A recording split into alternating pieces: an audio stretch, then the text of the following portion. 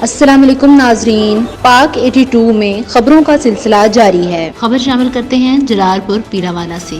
سعد اللہ مدنی کی رپورٹ میں بار روم جلال پور پیراوالا میں نو منتخب کابینہ بار ایسوسی ایشن جلال پور پیراوالا صدر بار عبدالرزاق بھپلا، نائب صدر جمشید غفور بھٹا، جنرل سیکرٹری رانا منور جھکڑ کے علاوہ دیگر عہدیداران کی تقریب حلف برداری منعقد ہوئی، جس میں ڈسٹرکٹ اینڈ سیشن جج رانا زاہد اقبال نے حلف لیا۔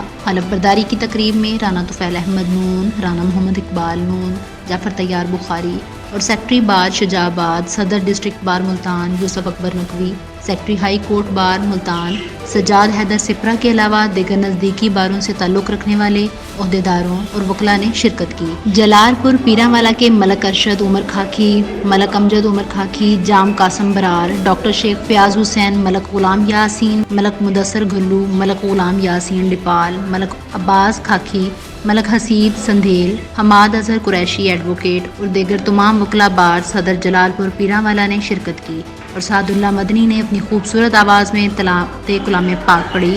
نو منتخب صدر اور سیکرٹری بار نے بار کے مسائل حل کرانے کا عہد کیا اور ایمانداری سے کام کرنے کا وعدہ کیا۔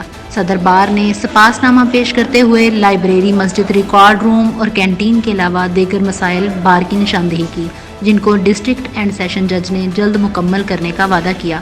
رپورٹ سعد اللہ مدنی، جلال پور پیراوالا۔